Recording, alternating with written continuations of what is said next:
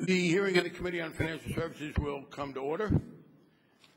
The procedures that we worked out, the ranking member and myself, are that we will each have 10 minutes on each side for opening statements.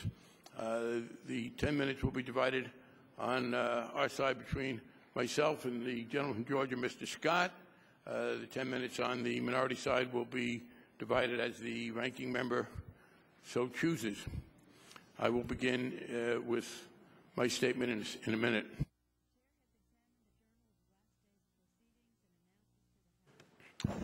This is a hearing on the subject of executive compensation. And I will begin. I was struck as I came in with a document I was handed that says salary should be set by market forces, not government regulation. I agree. And if anyone finds a bill where by government regulation we set salaries, call me. I will help you stamp it out. I would also try to stamp out absolutely misleading, false, and incorrect arguments, but the First Amendment intrudes. Fortunately, I am a great believer of people's right to say outrageously inaccurate things. We have an example of it here. There have been past efforts to have the government set salaries. That would be a mistake. What the legislation we are discussing today contemplates is enhancing the ability of shareholders to vote on the salaries of those they employ.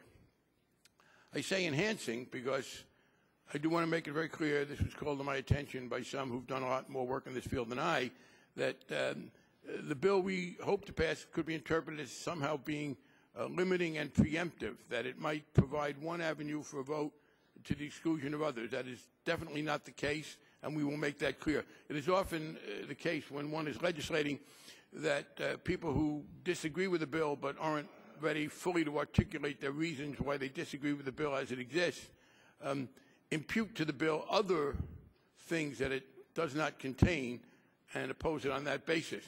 And I have now that I'm chairman, I may have this generic amendment proposed for every piece of legislation which will say, this bill does not do what this bill does not do. That is a more controversial subject than people might observe. So we will make very clear as we legislate that nothing in this bill either adds to or subtracts from existing rights of shareholders under whatever laws under which they operate, whatever the rules are of those corporations. This is simply an additional channel.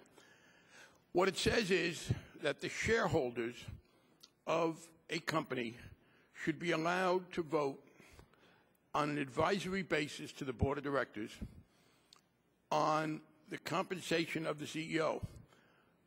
Years ago, this would have presented a difficulty in deciding what it was that would be presented to the shareholders. I congratulate Chairman Cox, who intervened in the process. Chairman Cox, correctly in my judgment, led the Securities and Exchange Commission to set rules by which companies have to present compensation to the public, including the shareholders.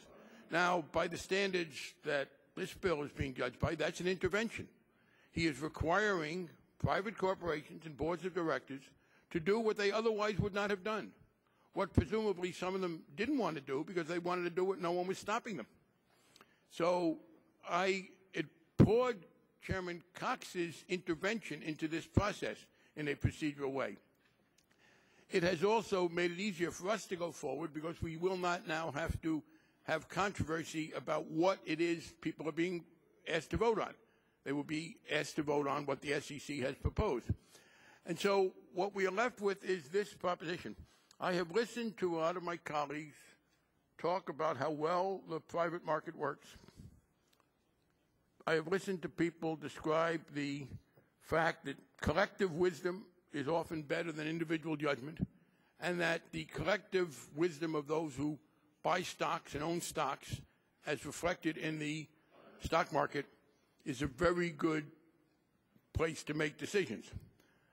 I am puzzled, however, when people who tell me that the collective ability of shareholders to make these decisions, that the wisdom that they collectively can bring to this process somehow evaporates when it comes to paying the people who they hire to run companies. I do not understand how people who are in so many ways so intelligent collectively become so stupid when the question is whether they do or don't agree with the table that is presented from the SEC. We will, of course, be discussing that further, and I now recognize the gentleman from Alabama for as much time as he consumed, and he will divide the 10 minutes among his members.